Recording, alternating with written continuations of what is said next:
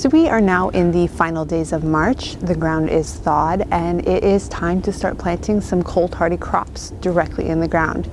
Now in my case, we're going to be planting them into grow bags. This is our version of a raised bed since we have dogs. These are a wonderful temporary solution to also elevate your crops. So for more on planting cold hardy crops in March and sometimes even when there's still snow on the ground, just keep watching.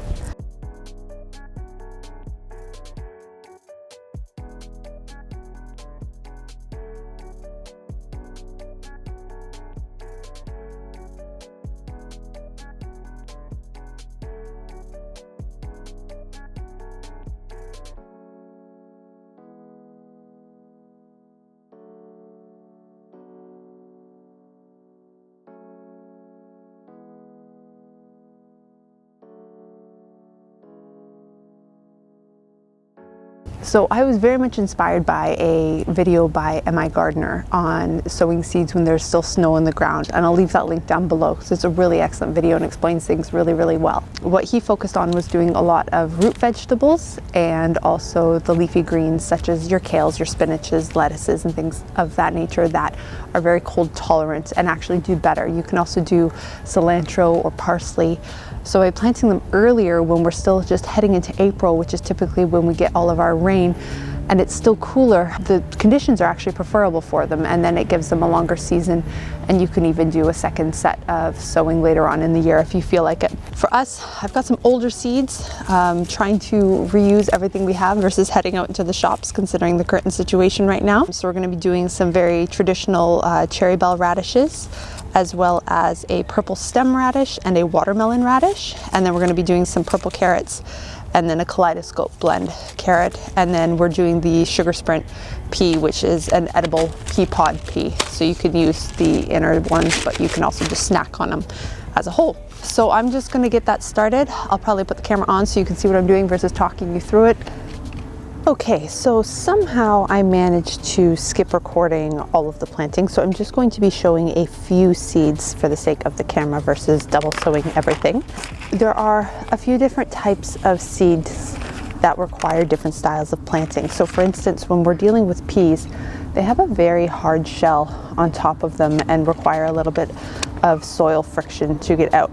So you'll notice on the back of a lot of packages, they'll say 1 inch. So for me, I typically use that as a guide for at least 1 knuckle worth, and I take them and I've put them all on the outside now, so we'll do this one on the inside, and I just push it down until the soil reaches my first knuckle, and then just kind of pat over the hole so that it's in there good and solid.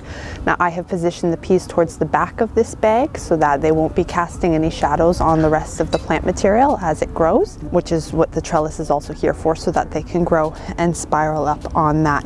So I have planted peas all the way around the perimeter of this at about a 1 inch depth and a 1 inch spacing. Now when we get into the seeds such as the carrots and the radishes, they are significantly smaller in size. So they're very small, very thin, and they really do not need to be sown deeply at all, maybe 1 centimeter.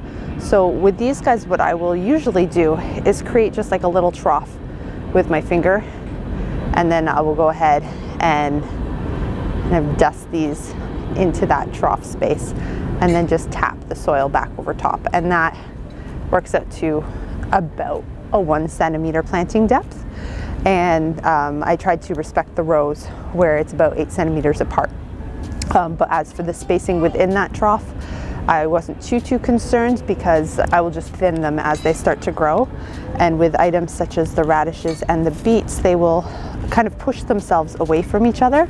So those ones I don't tend to worry about keeping too close together. If you want picture perfect produce, then you may want to pay more attention to your spacing and to thin them accordingly. But if you don't mind them being slightly funny shapes and squished, then you can just line them in the row and then thin somewhat, but not maybe as aggressively to meet the product packaging, and that way you get a bit more produce. It's just a little less perfect looking. So that is about it. So I have some carrots on this side, radishes around the perimeter, and then some beets over there on that side, and then peas around the trellis. and in time they will all grow in, and I will thin accordingly, and just going to give it another little watering. It really doesn't need too much, but some of the tops here have dried out, and I want to make sure that the seeds are being kept nice and moist. Oh, hello, little helper. Mama. Yeah. Are you going to do some helping? Helping with the seeds? Do you want to plant a pea? Yeah, we can get you to plant some peas. Here's a pea here. Yeah, can you put this back over here? Can you push the little ball into the soil? Yeah, push. Yeah. Ooh, yes. So that wraps up this project. I really hope you give some early direct sowing seeds a try this season, and I would love to hear about the results that you have in the comments down below. If you are interested in more Canadian gardening advice and kid-friendly activities, then hit that subscribe button, and we will see you again in the next video.